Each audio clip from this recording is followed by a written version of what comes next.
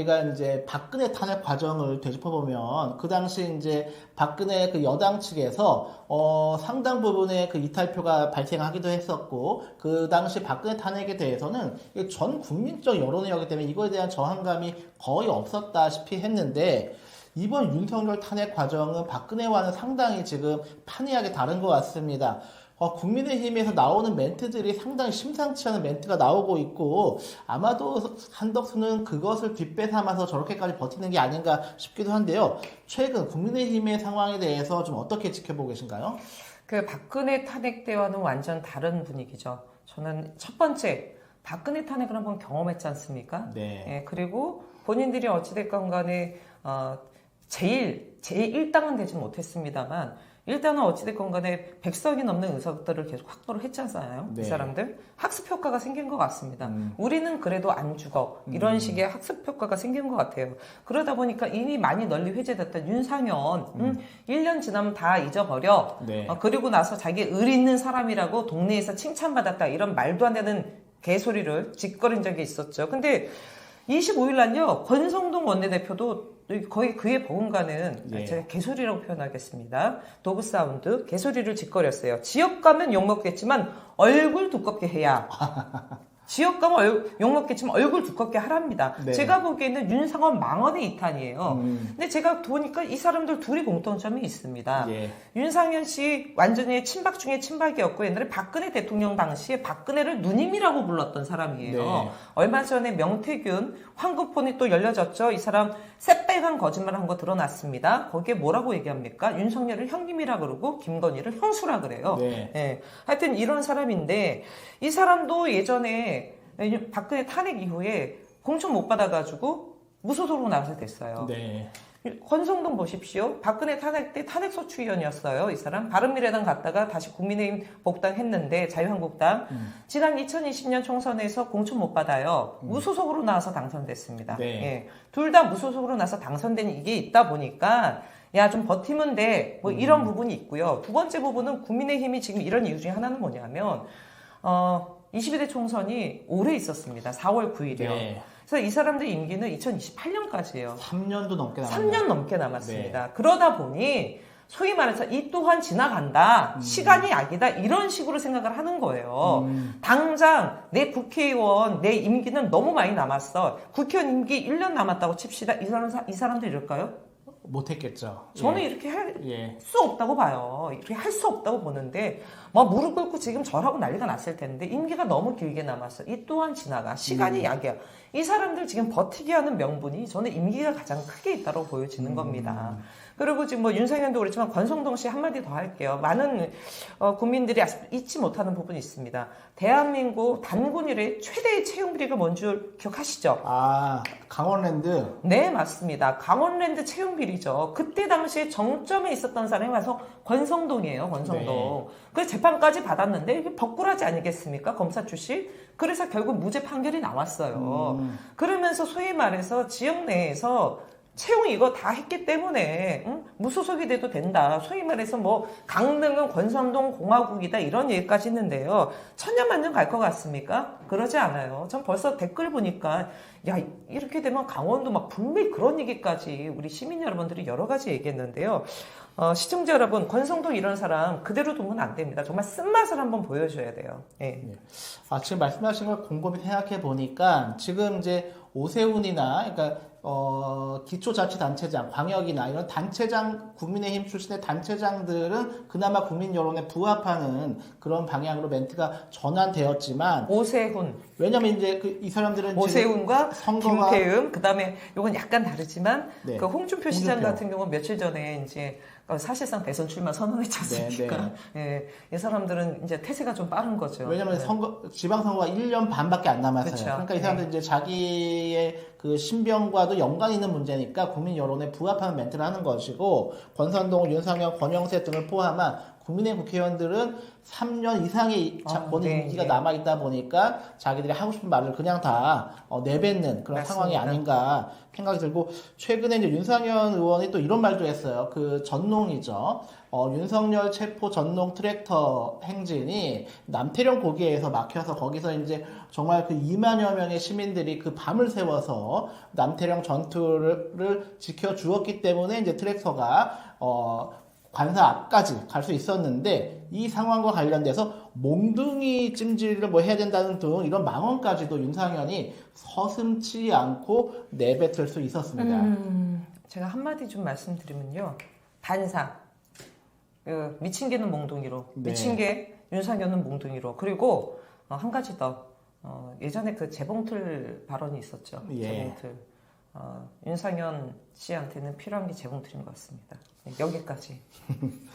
근데 국민의힘의 이러한 작태라고 할까요? 이런 작태에 대해서 많은 국민들이 도대체 저기도 하나의 공당인데 어떻게 저렇게까지 민심을 읽지 못할 수 있냐. 특히 이제 박근혜 때와는 비교도 할 수 없는 게, 박근혜 그나마 이제 국정농단 수준이었다면 지금의 윤석열은 정말로 그 전쟁을 도발하려고 했었고, 그러면 완전 우리 공동체를 파괴할 수도 있었던 이런 그 계엄, 내란 쿠데타 세력인데, 여기에 대해서 어떻게 국민의힘이 동조하는 지금 저런 스탠스를 취할 수 있냐, 국민들이 상당히 좀 분노하고 있는 것 같습니다. 이게 이제 지금 우리가 되게 상당히 어떻게 이럴 수 있냐 이해하기 어렵다 하지만, 이게 이제 중장기적 1년 반 이후에 지방선거, 그리고 3년 이후에 총선 이후의 정치 정세를 보았을 때에는 자칫 이건 좀 국민의힘을 포함한 보수 세력의 괴멸 수준으로 가는 거 아니냐, 이렇게 좀 생각을 해볼 수 있을 것 같습니다. 너무 좀 중장기적인 좀 전망일까요? 아니요, 저는 그렇게 보지 않습니다. 왜냐하면 사실 그동안 대한민국 보수 중에서도 정말 밑도 끝도 없는 구구적인 발언을 하고 등등했던 사람들이 심심치 않게 있긴 했었습니다. 네. 심심치 않게 있었음에도 불구하고 그동안 사실은 예를 들어서 많이들 저도 얘기했지만 헌정 질서와 관련돼서 수호할 의지가 있냐, 이런 부분 가지고 사실 진짜 보수와 가짜 보수를 네. 가르는 그런 부분이 있었어요.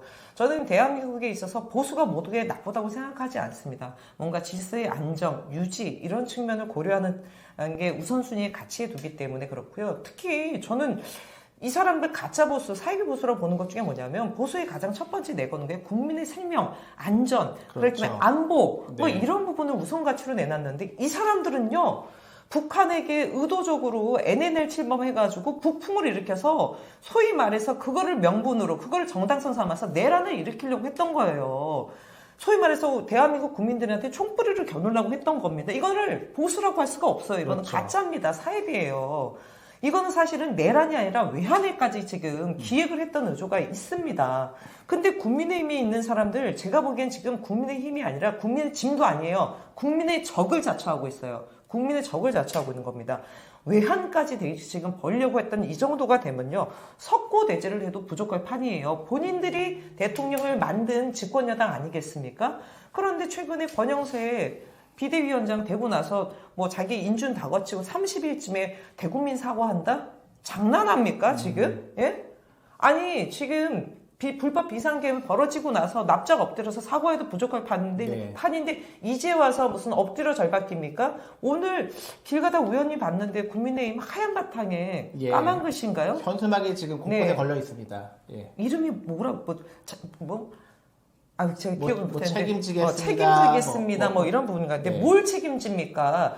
당신들 지금 책임지려고 하면요, 헌법재판관 임명 합의하세요. 그러면 한덕수도 받겠네. 두 번째, 책임지겠다면 내란죄, 네. 김건희 특검 다 통과시켜야 됩니다. 한일가족 두마디하고 있어요. 이 사람들 정말 지금 인지 부조화가 상당히 심각한 문제고요. 국민의 적이 맞습니다. 그래서 더군다나 웃긴 거 하나 얘기 드릴까요? 이 와중에 가짜뉴스 테이프 만들었대. 국민의힘이요. 왠 줄 아세요? 12월 3일 불법 계엄 당시에 네. 시민들이 장갑차 안에 등등 얘기했지 않습니까? 그거 가짜뉴스라고 가짜뉴스 테이프 만든대요. 야, 벼룩도 낯짝이 있다고 했는데 이 사람들 저는 벼룩만도 못한 인간들이라고 봅니다. 예? 자, 그럼 우리 시청자 여러분 생각해 보세요. 지금 대한민국에서 가짜뉴스가 뭡니까? 거짓말 퍼뜨리는 거잖아요. 그럼 네. 누가 제일 많이 합니까?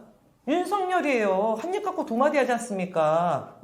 탄핵을 하든 뭐를 하든 책임지겠다, 당당히 나서겠다 하면서 뭘 당당히 나서 법적, 정치적 책임을 회피하지 않겠다, 다 회피하고 있지 않습니까?